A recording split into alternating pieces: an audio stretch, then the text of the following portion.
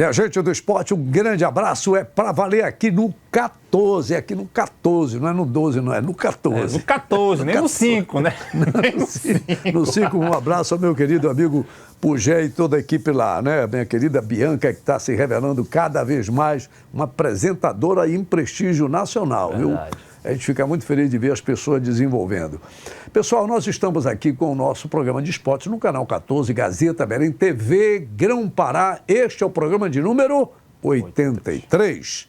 A minha amigo Pingo, que é feirante lá do mercado do Guamá, ela não foi segunda-feira porque os amigos remistas, porque vocês da imprensa são um bando de puxa-saco do Ver o Peso.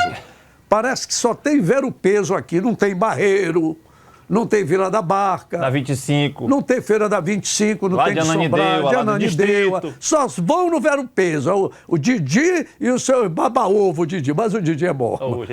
Agora, quem é o personagem do Remo lá? Pois é, não tem. Só tem o Didi do Ver o Peso, pô. Não tem quem é o bom. A cheirosinha, né, do Remo? Acho, não sei. Ela é do Remo, tem que dar o crédito. Então tem que ir com o Didi do Ver o Peso e a cheirosinha do Leão. Se eu estiver errado, me corrija, mas parece que ela é remista, porque uma vez eu botei aqui, eu fui falar, eu estava na Papum TV, eu fui falar, Nicolas, toma banho com a dona cheirosinha, os caras é matoso, ela é do Leão. Eu falei, pô, eu não sabia. Agora que eu vi, depois é que eu me saber, lá na Papum TV. Então, eu gosto desses papos de feira, gosto desse papo de feira. E a Pingo é torcedora do Paysandu, ela é da feira do Guamá. Ela matou, eu nem fui lá, meu amigo, eu não fui porque esses caras da Leoa iam me encher o saco, ela não foi trabalhar segunda-feira. Eu disse, mas Pingo, tu ganhaste o jogo, tu carimbaste a faixa dos caras. Não, mas eles foram campeão e tal. Esse papo de torcedor. Então eu gosto dessa resenha, Então eu sou esse cara, eu gosto do urubu do Ver o Peso, tá entendendo? Do treme. Já ele é acadêmico, professor, porque o Viseu, vocês da imprensa vêm falando que o Viseu tá ruim, que o Viseu não joga, eu vou provar que joga, eu quero ver. O Viseu joga ou não joga? Joga, claro. Quero ver se esse tal de Felipe Viseu, assim que o cinegrafista mostrar a sua cara, de surpresa, porque parece que deu dor de barriga, ele saiu lá, o corte lá, o cara, só tá eu aparecendo aqui, e a minha combinação que fica aparecendo. Tá aqui, daqui a pouco eu vou mostrar. Primeiro a gente tem o Ancelotti, depois a gente tem... Você vai me provar que o Felipe Viseu não é... Interlance eu provo. O senhor passou a temporada toda para achar, né? Mas maravilha. Não, eu vou explicar antes de falar do Ancelotti. É porque nós da imprensa temos, principalmente os outros da imprensa, ficam criticando muito o Felipe Viseu. Que não é isso tudo, que não é, que está errando, que está falhando, que não chega, que não faz. E o MacGyver, já há quase um mês, ele vem dizendo, olha, Patoso, não é bem assim, pô, vocês precisam saber. O Viseu, quem foi que disse que o Viseu disse isso? Por que ficam cobrando o cara isso? Eu vou lhe provar. Eu disse, então me prova. Hoje ele, bora ver, tô doidinho para ver. E você sabe, quando me prova, eu... Pedro para vocês. Com certeza. Ancelotti, me conta essa história. Ancelotti foi anunciado o técnico da seleção ontem, e anteontem, na verdade, e ontem deu uma declaração numa coletiva de imprensa que é de praxe, falar sobre... Depois do treino ele faz uma coletiva falando como foi o treino. Depois do treino de quê? Da seleção brasileira? Do Real Madrid, que ele ainda é do Real Madrid. Tá bom. E ele falou isso, que até o dia 25 de maio desse mês, claro, ele é blanco, é madridista, e a partir do dia 26 ele vai começar a falar em seleção brasileira. Mas a gente tem uma matéria boa da agência AFP que traz algumas informações sobre essa coletiva de imprensa, Matoso. Então bora lá. Carlo Ancelotti confirmou que será técnico da seleção brasileira. O treinador italiano afirmou nesta terça-feira que vai cumprir o contrato com o Real Madrid até o dia 25 deste mês. No dia seguinte, assume a amarelinha. Obviamente, desde o dia 26 vou ser o treinador do Brasil. Obviamente, a partir do dia 26 vou ser treinador do Brasil, que é um desafio muito importante. Mas até o dia 26 sou treinador do Real Madrid. Quero acabar bem esta reta final desta aventura fantástica aqui. Fantástica aventura aqui. Um dos técnicos mais vitoriosos da história em passagens por grandes clubes como Real Madrid e Milan, Ancelotti agora vai ter o primeiro desafio no futebol de seleções. O Brasil ainda tem 4 partidas a disputar nas eliminatórias sul-americanas para a Copa do Mundo de 2026 e está na 4ª colocação da tabela com 21 pontos. Ele está dizendo que ele está lá no Real Madrid aventura. Mas ele colocou a aventura numa conotação dizendo que é uma aventura que poucos seres humanos passam, Sim, né? porra. Né?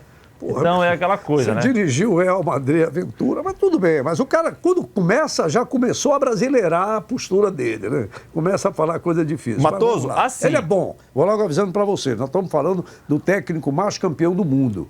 Né? Então, isso aí eu não discuto, pô. Foi um grande golpe de marketing do Heraldo. Sobrevida do Edinaldo também. Do Edinaldo, que é impressionante. Eu queria que vocês um dia me mostrassem aqui, que eu vi falando, a cara do presidente da FIFA anunciando um troféu Infantino.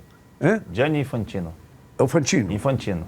Para te ver a diferença pro Edinaldo anunciando a chegada do Avalone. Como é do... Ancelotti. Ancelotti.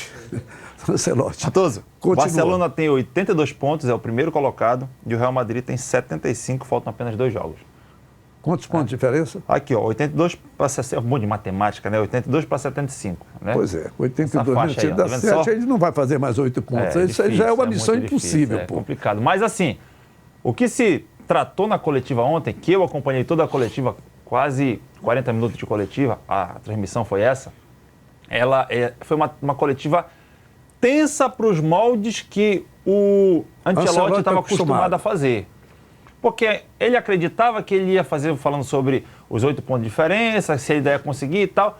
Quando veio a primeira pergunta, falando sobre como foi o treinamento, que ele acreditava. A segunda pergunta. Tinha brasileiro nessa coletiva? Tinha a menina da TNT Sports, a Tati. A Tati. Tati é boa.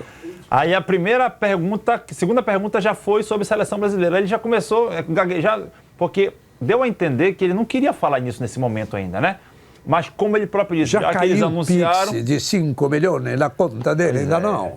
Já como eles anunciaram, né, no Brasil, então eu vou ter que anunciar aqui também. Sou realmente mais, como ele disse, até o dia 25 desse mês, até o dia 25 desse mês eu sou treinador do Real Madrid. Dia 26 eu já sou treinador da seleção brasileira. Então, vamos aguardar, Matoso, e ver o que vai acontecer, se não vai, se não vai.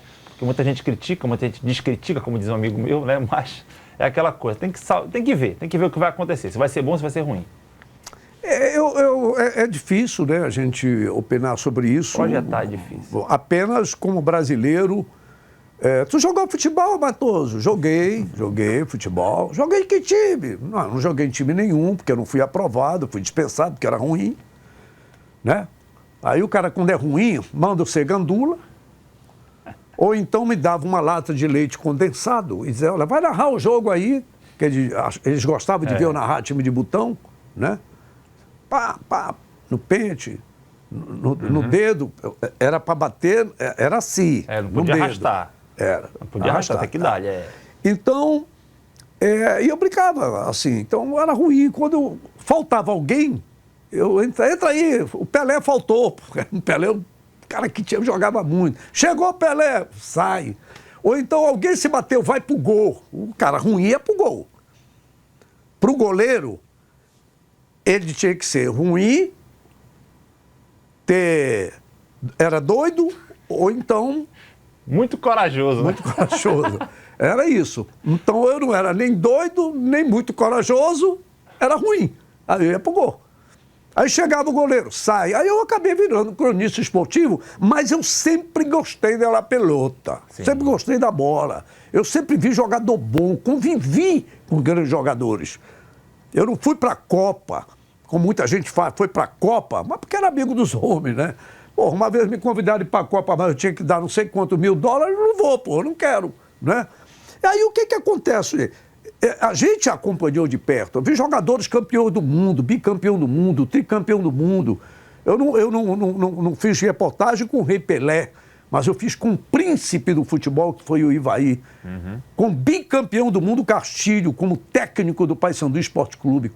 Conversava com ele e outros grandes jogadores do futebol brasileiro. E a gente via como os caras tocavam no caroço. Eu vi técnicos como João Avelino, como João Bermeira, como Carlinhos Silva, como Paulo Emílio, como Paulo Amaral, eu convivi com essa gente. E você vai assimilando. Só não aprende quem for burro, pô. Quem não quer. Tá certo? E aí, quando você diz assim, não, mas o Brasil já teve técnico estrangeiro. Porra, mas quando a bola era quadrada, porra. De fato. Quando a bola era quadrada, era um ou outro jogador. Você lembra dos anos que os caras eram? Um de 1925. 40. 44 estava terminando a guerra. Vai ver que foi uma bomba que caiu. Olha, isso é uma bola. E manda o cara para ser técnico. E o último foi em 65, se eu não me engano. Que a gente falou o Firpo Nunes. Esse cara tinha nome, tinha bagagem. Era um cara que tinha expressão. Se não me falha a memória, teve a ver com a famosa primeira grande academia do Palmeiras nessa época. Ele foi técnico do Palmeiras e dirigiu a seleção. O Palmeiras representou a seleção brasileira, na verdade. Agora, foi quando o Palmeiras, boa lembrança, porque estão querendo que a estreia do Brasil, da seleção brasileira do Ancelotti, seja contra o time do Real Madrid. Sim. Fato raro nos últimos, quando eu não lembro. Isso. E um dos momentos que nós tivemos um time do Brasil ou uma seleção de estado, Pernambuco representou o Brasil, Carioca representou várias vezes, Paulista, Rio Grande do Sul, Paraná representou, Mineiro representou, tá certo? E um time do Brasil representou a seleção brasileira e o Firpo Nunes era o técnico do Palmeiras. Esse é o detalhe. Isso. Então, o time do Palmeiras, que tinha Valdir Moraes, tinha Tupanzinho, tinha Juninho, tinha Chinesinho, tinha Servilho, uma baita de uma... Eu era moleque, era jogador de time de botão. Então, a gente enxerga um pouco. Então, é estranho. Porra, eu vejo o meu futebol pentacampeão do mundo. Tá certo? Você tem que buscar um cara lá fora, melhor do mundo. O cara dirige time com melhores jogadores do mundo, pô. Saber se nós temos tudo isso. Então, né? eu espero, eu torço, eu jamais eu vou sair dizendo aqui que eu quero que ele se dane. Não, eu não quero, eu queria que fosse o Zidane. Mas o Zidane já disse que fora a França ele não dirige. E bora ver. Na primeira entrevista coletiva ele já começou a pipocar. Imagina quando ele pega ali. Que é o negócio. Galvão Bueno, o Neto tá dando. O Neto tá dando uma malvada nele. O Galvão tá se sentindo meio até culpado por isso, né? Não sei se ele se é lobby, não sei, mas tá. E bora ver. Agora, Matoso, bora ver, diga. Saindo da La Liga para a Série D, a Tuna Luz anunciou mais um zagueiro aí para reforçar sua defesa lá. É o Vini Ed. É só para lembrar o seguinte, para te ver que você saiu de La Liga para a Série D, mas a gente tem um Vini na parada. Então... boa. Pego essa. Tá entendendo? Eu posso perder a audiência, mas não perco a piada. O Vini está aqui, o Vini está na Série D. Série D, nossa Tuna. Um abraço ao Milton Niel, seu filho Guto lá da Futsal.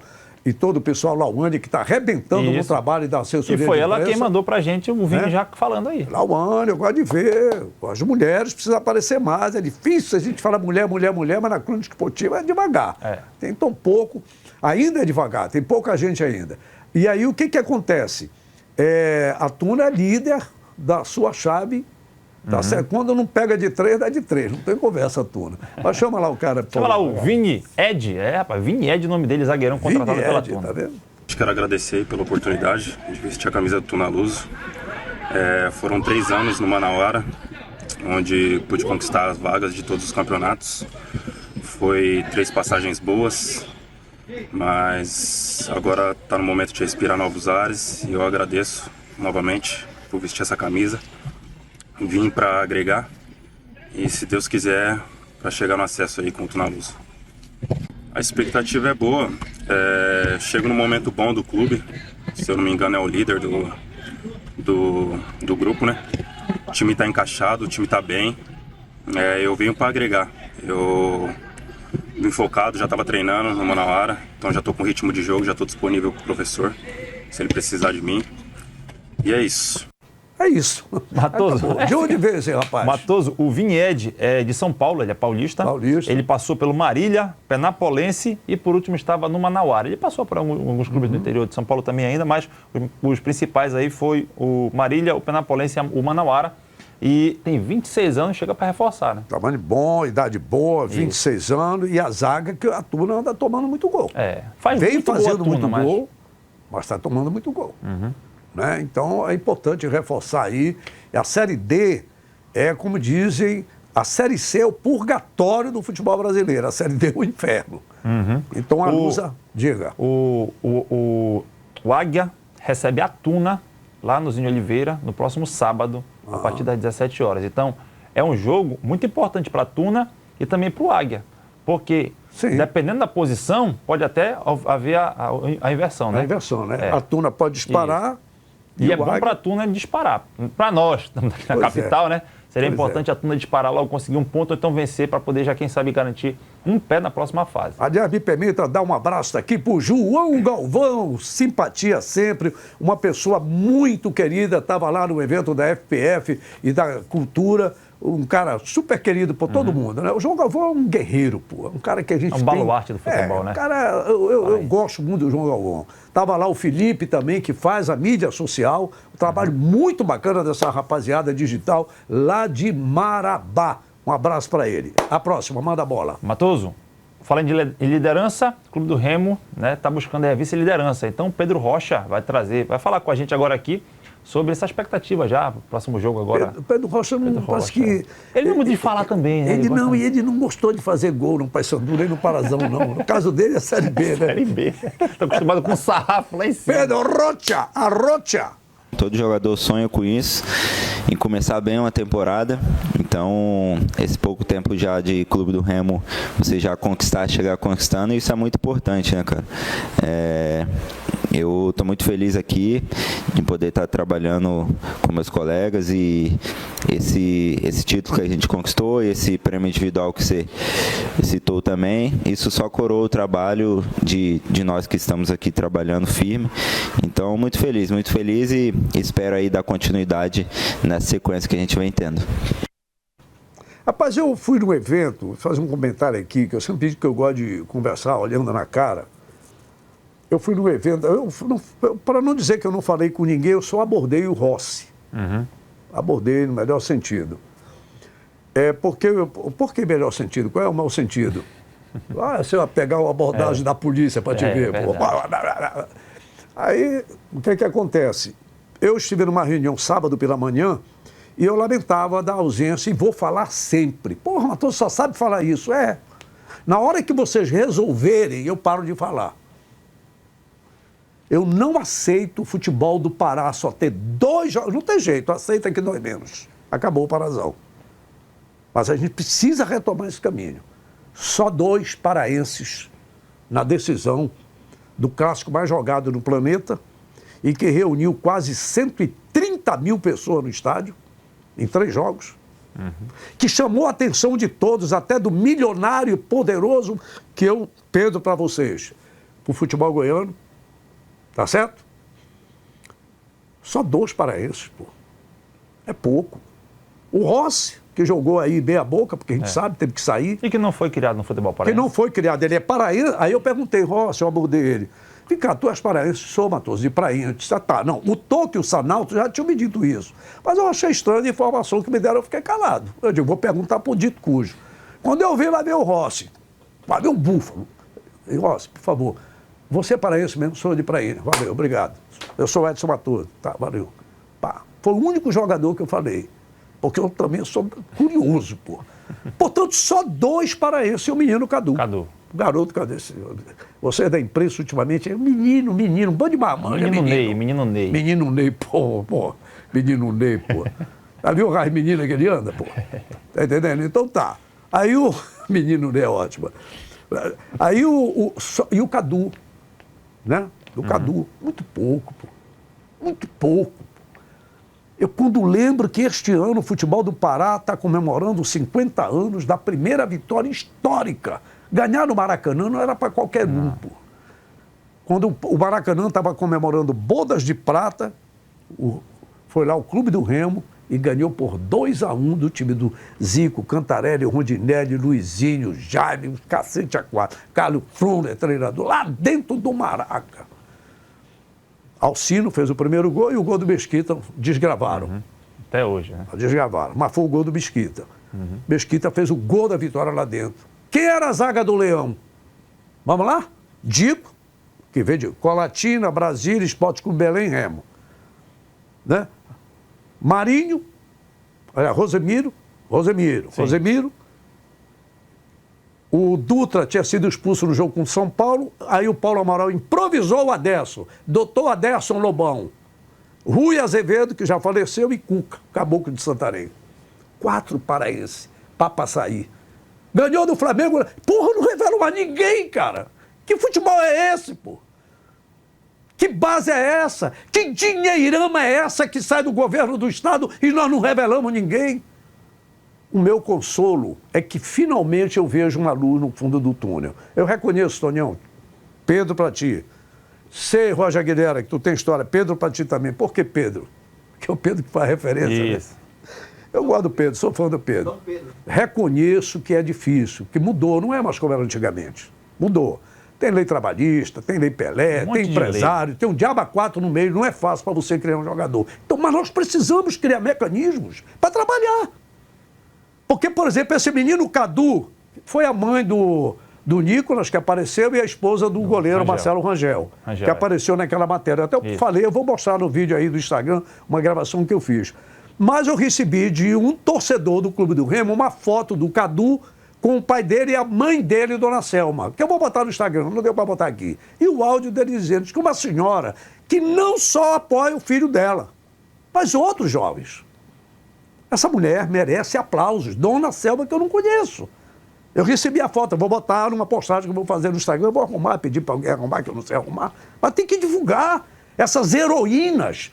Nada contra a esposa do Marcelo Rangel, que é um cara também que eu tenho profundo respeito.